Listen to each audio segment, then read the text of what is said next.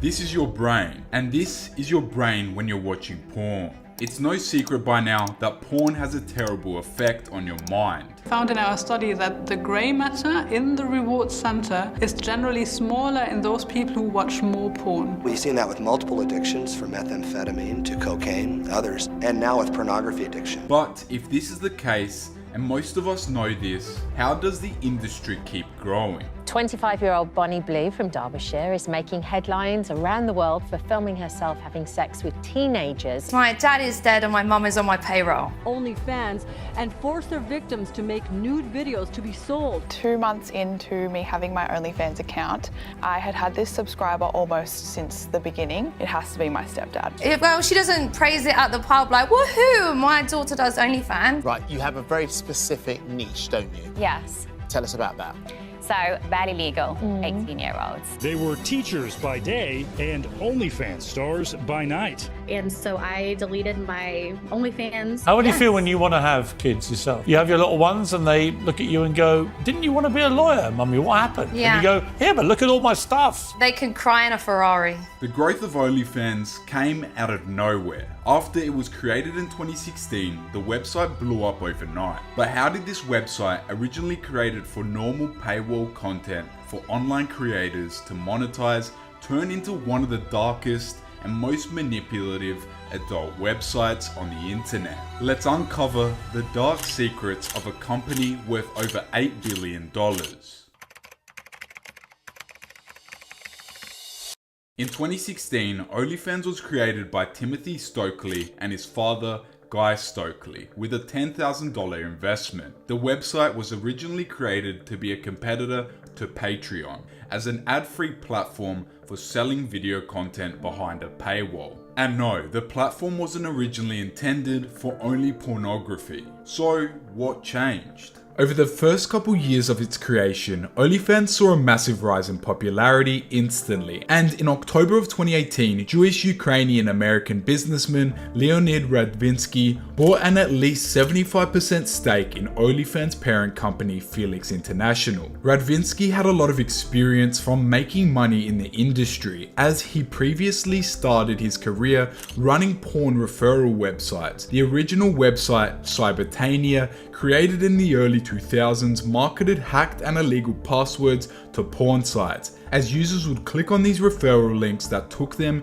to some shady pornography websites, and Radvinsky would get paid for every click. But some of these websites were advertised as featuring underage stars, as the site offered to connect users to things like more than 10,000 illegal preteen passwords and the hottest bestiality site on the web. However, these websites seem to only be affiliate referral sites, linking users to regular porn sites. In 2002, Leonid graduated Northwestern University and would create a porn website called MyFreeCams, which featured models getting naked on webcam. And by 2010, his website had over 100,000 models and more than 5 million members. It is also reported that Radvinsky also owned at least 950 website domain names that were porn related, such as camhorse.com and sexhackers.com, up until 2014. And he would also make his money through other companies such as MFCXY Inc., which provides e-commerce solutions and services. However, shortly after his purchase of OnlyFans, the website would reach 1 million users in December of 2018. But it wasn't until the 2020 pandemic that the website would explode in popularity. The circumstances couldn't have been better, with nearly everyone indoors, people looking for new entertainment, and nearly every other form of outside entertainment closed besides social media. Pair this with the fact that OnlyFans bridged the gap between the consumer and the X-rated creator. It was only a matter of time before the site would see crazy growth, and the website would see an increase in its sales by 540%, and in March and April, the site saw a 75% month-on-month increase in sign-ups. In a time where people craved intimacy and connections, OnlyFans took advantage of that. But even though OnlyFans saw such a large growth, it wasn't without the many complications that would come with it, as the site banned sexually explicit content in August 2021 after coming under pressure from bank and credit card companies following reports it had hosted child sexual abuse content on its platform. This ban drew a lot of criticism from the site's X-rated creators. However, the website would reverse its decision a few weeks later, stating it secured assurances necessary to support our diverse creator community. But the growth of the platform would continue to skyrocket, and in 2023, the site processed $6.6 billion in transactions, with the site claiming that 80 cents of every dollar spent by consumers goes directly to its creators, with the website profiting $485.4 million in 2023 alone. However, majority of this money made was from non-subscription based revenue, but one-time purchases like pictures or videos, with the total number of subscribers on the platform growing to 305 million, while the number of creators grew to 4.1 million in 2023. Through the growth of OnlyFans, Leonid was able to revolutionize how adult content was consumed, bridging the gap between the creator and consumer, creating an almost personal dynamic, and through growing his many empires, it's estimated that Radvinsky's wealth sits over $3.8 billion. But underneath the surface, OnlyFans is a lot more sinister than you could imagine. See, OnlyFans is advertised as a way for people that are sexually liberated to earn easy money. A former creator stated that some high-profile creators might make a lot of money, but this is not the norm for most people. And even if you do make good money, at first, you will always have to up your game to keep making money. That is the economy of the sex industry. The money is fleeting and unreliable. There one day, gone the next. You end up chasing it, doing more than you ever thought you would to get the next dollar, with claims saying that the average earnings for an OnlyFans creator is between $150 to $180 US, and time in the industry hasn't come without its hardship for female creators. When was the last time you ate? I think I had a yum yum, and I think I had a sandwich, and that was and then the rest. It's not for the weak, girls, if I'm honest. It was hard. I don't know if I'd recommend it. Why not? I think if you're a different type of girl, it's very it's kind of like being a prostitute in a sense of it's just a different feeling. I don't know how to explain it,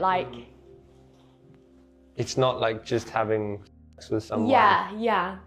Just one in, one out, it feels intense. More intense than you thought it might. Definitely.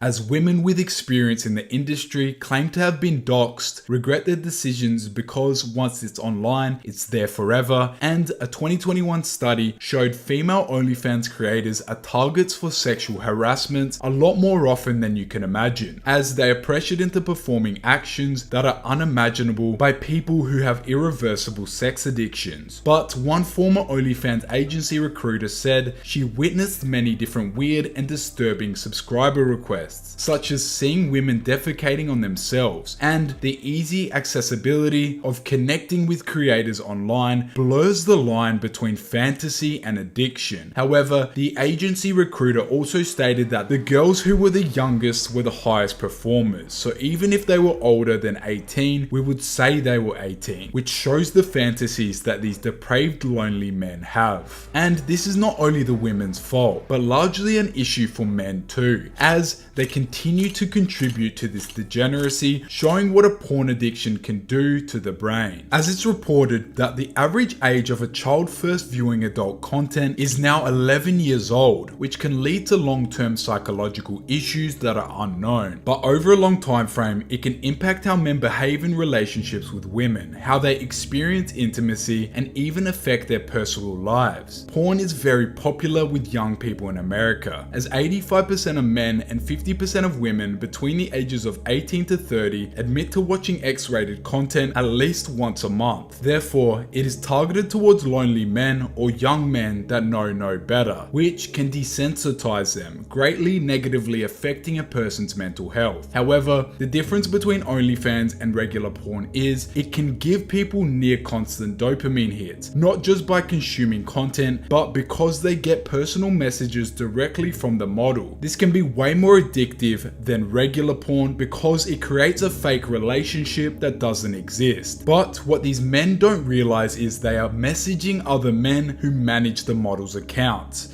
And for most of these OnlyFans subscribers, the attraction lies in the fact that they are experiencing intimacy and a sense of belonging where it may be lacking in their regular lives. But this isn't the case for only single men, but also married men. And because paying $10 a month is easier than fixing a relationship or ordering an escort like men in the past would have, there's no wonder why men choose to indulge in this content. Therefore, when a man falls into the trap of numbing his pain through OnlyFans, he not only kills his relationship, but also distracts himself from fulfilling his purpose, stunting his own growth as a man, making it less likely to find other quality partners in the future, and it can even tear apart the family unit. And in a normal world, the desire for intimacy, to build connection and have sex drives men to find a solution. But for these guys, the solution costs $10 and a lifetime of pain and misery. Data from the Pew Research Center found that 63% of men under 30 are single by choice, compared to 51% in 2019. And after analyzing OnlyFans user demographics, researchers found that subscribers on average were 63% male, 68% white, and 89% married. But most people aren't aware of the connection between pornography and human trafficking, and from the billions the industry makes, at least $3 billion comes from child pornography. However, on OnlyFans alone, it is still easy to access this type of content, even with all the restrictions in place, with a US senior investigator reporting he found 10 child exploitation images in 1 hour on various platforms, which all originated from OnlyFans. But this is not the only issue that OnlyFans has fueled. It's no secret that in modern decades, movements like modern feminism and the red pill pit men and women against each other, shaming traditional relationships and traditional gender roles. But what is the effect on both genders? Over time, we have seen a greater division between the two genders, which only breaks the family unit apart further, leading to not only young men who don't have a masculine leader to guide them, but also women with no father figure, which causes them to seek validation from guys outside of their families, leading to more degeneracy. But for women, the easy money from OnlyFans will push other women to do the same as they influence each other. This income for the top earners may create entitlement, steering them away from dating because they don't need a man. However, the constant exposure they have to the desperate and overly sexual men that follow them will make them have a dislike towards men in the real world. Therefore, it creates a society where men and women are divided, feeling like they need one another less and less. And who knows how it will really shape our society and relationships